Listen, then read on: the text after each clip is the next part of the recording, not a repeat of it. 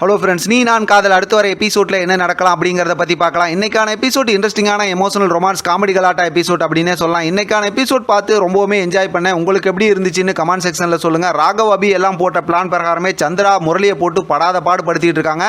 முரளியால் உண்மையும் சொல்ல முடியல, சொல்லாமையும் இருக்க முடியல. ஒரு கட்டத்தில் பயங்கரமாக கோவப்பட்டுக்கிட்டு இருக்காங்க. இன்னொரு பக்கத்து பார்த்தோம் அப்படின்னா ஆஃபீஸுக்கு நியூலாக வந்ததுக்கப்புறம் அபியால் பொசிசிவ்னஸ் தாங்க முடியாமல் ராகவ் கிட்ட செம்மையாக ரொமான்ஸ் பண்ணாங்க. அது பார்க்குறதுக்கு செம்ம க்யூட்டாக இருந்துச்சு. நம்ம ராகவும் சீக்கிரமாகவே அபி உன் வாயால் நான் சொல்ல வைக்கிறேன் அப்படின்னாரு. இன்றைக்கி அவங்க ரெண்டு பேத்துக்கு இடையில நடந்த அந்த ரொமான்ஸ் மூமெண்ட்டு ரொம்ப சூப்பராக இருந்துச்சு அப்படின்னே சொல்லலாம். ஆனால் இன்றைக்கான எபிசோட் லாஸ்ட்டில் காட்டின ப்ரோமோ ரொம்பவுமே பார்த்தா நமக்கு அப்படியே ட்விஸ்ட்டாக ஆகி போச்சு. ஏன் அப்படின்னாக்கா இப்போ இவங்க சந்திராவை வச்சு முரளிக்கிட்ட இருந்து உண்மையை வாங்கணுங்கிறதுக்காக தான் பிளான் பண்ணுறாங்கங்கிறது முரளி வந்து ஓப்பனாகவே ராகவ் அபி ஆகாஷ் அனுகிட்ட பேசுகிறாங்க. அப்படி பேசும்போது உங்களுக்கெல்லாம் இப்போ என்ன எதுக்கு கார்னர் பண்ணுறீங்க, என் வாயிலிருந்து உண்மையை வர வைக்கணும்னு தானே நீங்கள் பார்க்குறீங்க, உங்களால் அதை முடிஞ்சால் நீங்கள் செஞ்சுக்கிங்க அப்படின்னு சொல்கிறாங்க. இப்போ ராகவும் வந்து ரொம்ப ஆத்திரத்தோடு பேசுகிறார், ஆகாஷ் எல்லாருமே பேசுகிறாங்க. முரளி வந்து கடைசியில் இதெல்லாம் பேசிட்டு உங்களால் முடிஞ்சால் எங்கிட்ட இருந்து உண்மையை வாங்குங்க, இது வந்து ஓப்பன் சேலஞ்ச் அப்படின்னு சொல்லிட்டு வழக்கம் போல் பார்த்தோம்னா ரொம்ப திமிரா அப்படியே கை காலெலாம் ஆட்டிக்கிட்டு அப்படியே விசில் ஊதிக்கிட்டு அப்படியே அங்கேருந்து போகிறாங்க. ராகவ் அபி ஆகாஷ் அனு இவங்க 4 பேரும் அப்படியே என்ன பண்ணுறதுன்னு தெரியாமல் அப்படியே நின்றுட்டு இருக்காங்க. ஆக மொத்தத்தில் பார்த்தோம் அப்படின்னா இந்த ராகவ் போட்ட பிளான் பிரகாரம் அந்த சந்திரா வந்திருக்காங்களா அவங்களோட அந்த ஸ்டோரியை வந்து அப்படியே கொண்டு வந்துட்டாங்களாட்டிருக்கு. ஒரு வாரத்துக்கு ஏதாவது ஒரு ஸ்டோரி ஸ்கிரிப்டை கொண்டு வருவாங்க. இந்த ஸ்கிரிப்டை முடிச்சிட்டாங்களாட்டிருக்கு.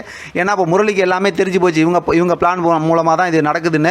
ஆக மொத்தத்தில் அடுத்த வாரத்திலேருந்து அதிரடி சைக்கோ மூவி ஸ்டார்ட் ஆகுது அப்படிங்கிறது இன்றைக்கான அந்த எபிசோடோட லாஸ்ட் ப்ரோமோவில் நமக்கு நல்லாவே தெரிஞ்சு போச்சு. நீங்கள் சப்போர்ட் பண்ணிங்கன்னா இது சம்மந்தமாக நாளைக்கும் கூட நாளைக்கு 2 ப்ரோமோ கூட பேசலாம். ஏன்னா வந்து இதான் ஸ்டோரி அப்படின்னு தெரிஞ்சிருச்சு. இதே திருப்பி பேசாதா அப்படிங்கிற மாதிரி யோசிக்க தோணுது. ஆனால் நீங்கள் சப்போர்ட் பண்ணிங்கன்னா இது சம்மந்தமாக நம்ம நிறையா பேசலாம். ஏன்னா எனக்கு நிறைய இது சம்மந்தமாக யோசனை இருக்குது. முரளி என்னெல்லாம் பண்ணுறதுக்கு வாய்ப்பு இருக்குன்னு. தெலுங்கு வெர்ஷன்லேருந்து தமிழில் டிஃப்ரெண்ட்டாக தான் ஸ்டோரியை கொண்டு போயிட்டு இருக்காங்க.